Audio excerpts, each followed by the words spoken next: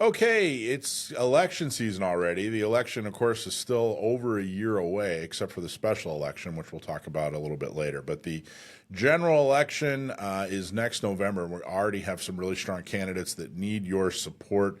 One of them is a guy I've known for years now, and he's a strong Second Amendment guy. He's right here in San Diego, in North County, and he's running for state senate. His name is Armen Kurdian. Armen, how are you, sir? I'm doing great, Michael. Thanks so much for having me on. You bet, man. So you're running for state senate. First off, tell us about the district that you're running for. Certainly. So this district goes from Pacific Beach in San Diego County all the way up the coast through Oceanside, Vista, into Camp Pendleton, and then into Orange County. So um, it's about 20% Hispanic, about 57% white, and there's a mix of Asian Pacific Islander and other folks. So it's a very long, extended district between San Diego and Orange counties.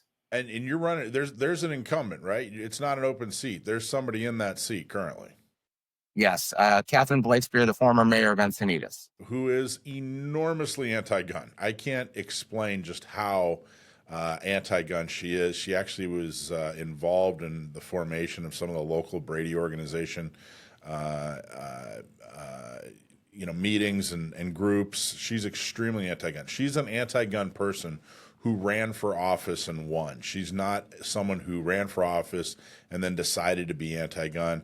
I don't know if that makes sense. I'm not sure if people pick up what I'm trying to say, but what it does is it makes her a total zealot when it comes to the Second Amendment. Her voting record absolutely reflects that. So, trying to get her out of a position of power where she can vote on your Second Amendment rights should be a top priority. So, I'm really, really glad, Armen, that you're running for this district. I've known you for years. I know philosophically you're right with us on Second Amendment, and you've been a fantastic person when it comes to being a part of your community. You're very involved. You've helped with other campaigns. You've helped with other community projects.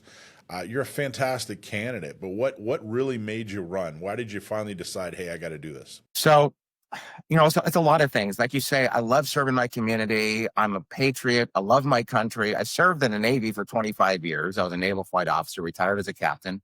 And I love my country and it matters to me.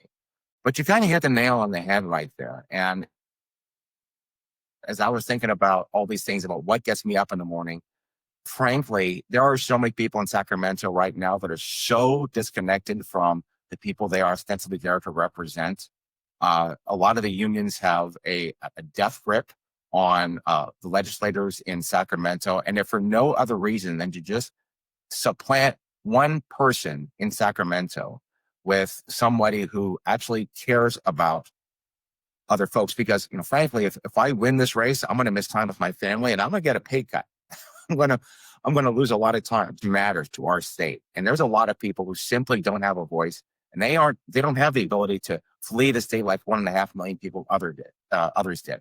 They don't have the money to send their kids to private schools or home schools, despite the fact that our public school enrollment is at the lowest level since 1990. They don't have that wherewithal. They're just barely trying to make ends meet, and they need support. Now, in the district, it's an uphill battle. She's, the district makeup and her name ID, it's definitely an uphill battle. But what do you think is your strong point? What do you have, or what are you going to do in order to win? And what kind of support have you gotten from other groups and organizations? Interestingly, she is not popular in her home city of Encinitas. She did brought in a lot of development, high density development into a city that was not really geared up for it. And there's a lot of she has done. And this is a big problem for her. Now, she has tremendous union support. She has tremendous support from the teachers' unions as well. Very narrow kinds of issues, and they will do whatever they can to keep their to keep the money flowing to her so that she can keep the money flowing back to them. But more importantly, and this is something that I tell a lot of folks up and down the chain, because I do candidate recruitment and training for the for the San Diego County Republican Party. I wrote a guidebook on new campaigns. I've organized multiple campaigns and coordinated walking to try to basically enhance our ability and increase our chances for winning.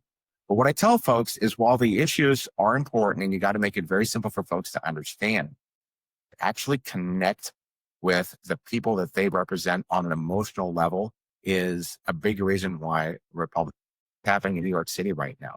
You've got an avowed, someone who calls himself a Democrat socialist, who's just this side of a communist.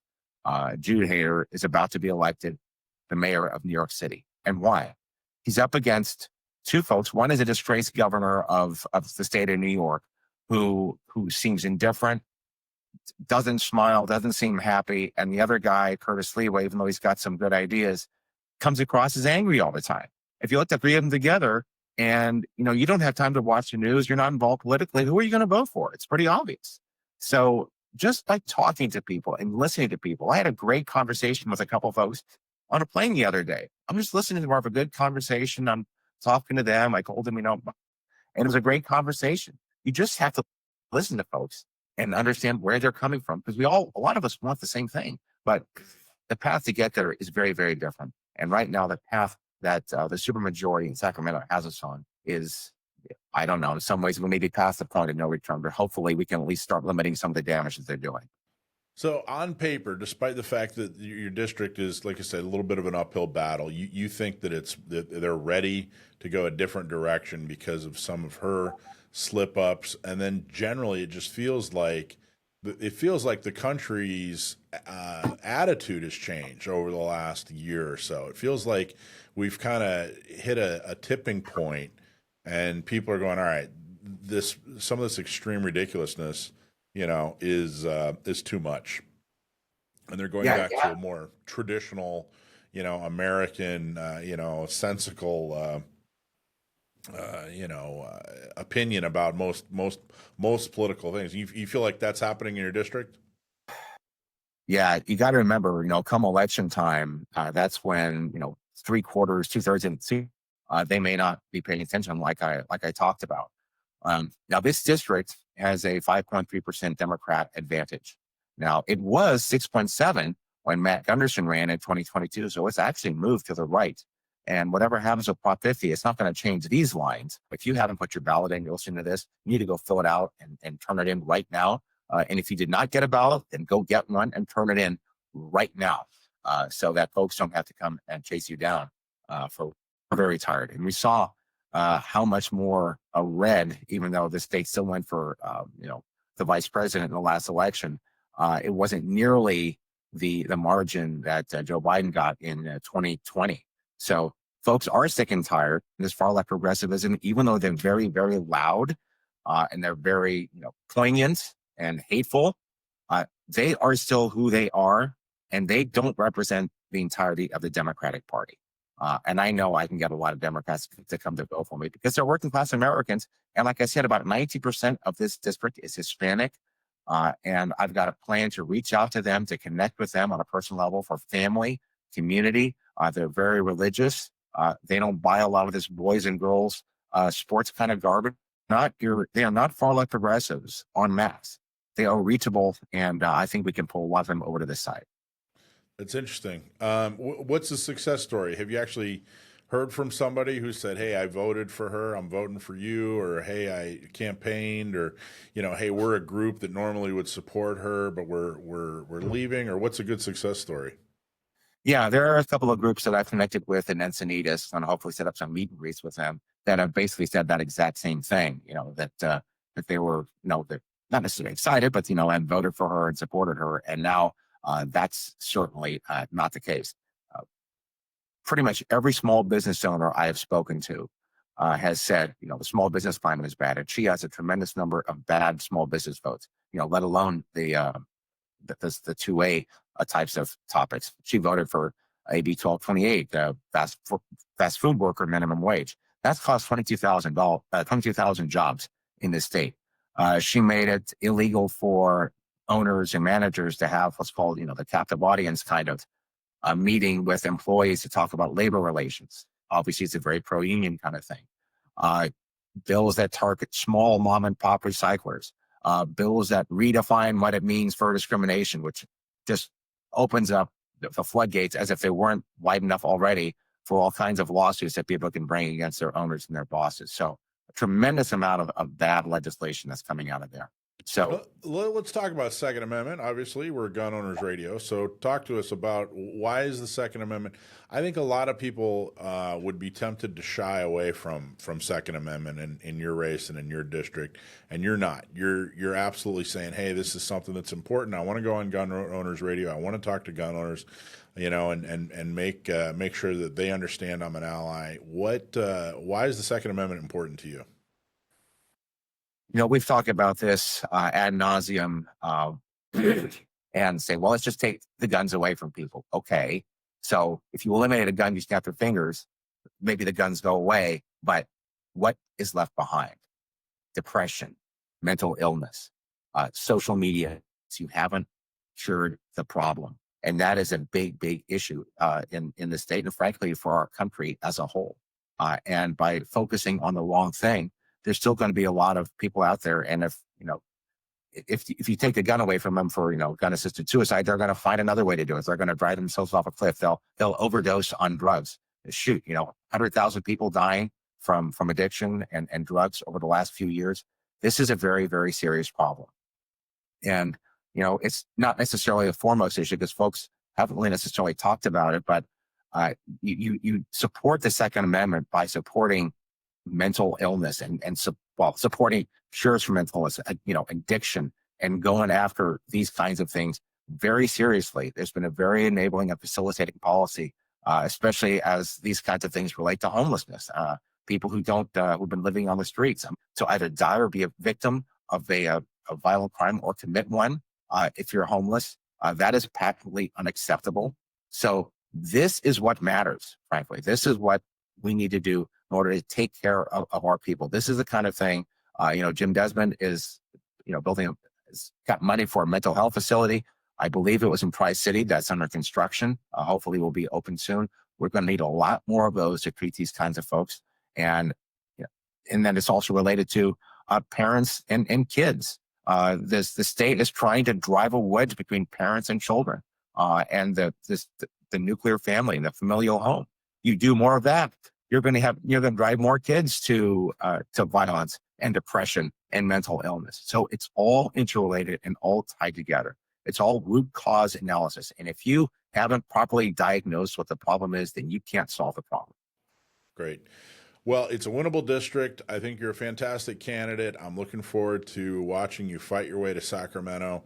If people want to help you, and if you're anywhere near San Diego, this is an excellent opportunity for you to truly get involved and help a campaign that's got a real shot, that will make a real difference. How can people get a hold of you? Where do they find you on the internet, and how can they volunteer or donate to your campaign? Certainly. So I try to be as accessible as I possibly can. My website is simple. It's www.kurdianforsenate.com. I'm on Instagram at Real Armen Kurdian, or I'm on Twitter as well, Armen Kurdian. My email is just Armen, ARMEN, at kurdianforsenate.com. And my number is 760-332-8673. This is a winnable district, as you say, Michael. Folks have got to understand this. It is possible with the right message. We have a strategy to actually go and win. It will be hard. It will be challenging, but it's going to be rewarding. Thank you so much for spending the time. Armen, I really appreciate everything that you do. I admire you very, very much. You do a great job. You put your money where your mouth is. You stand up and help people, and thank you so much for all that you do. Thanks much. Send contribution. Okay, bye-bye. All right, take care.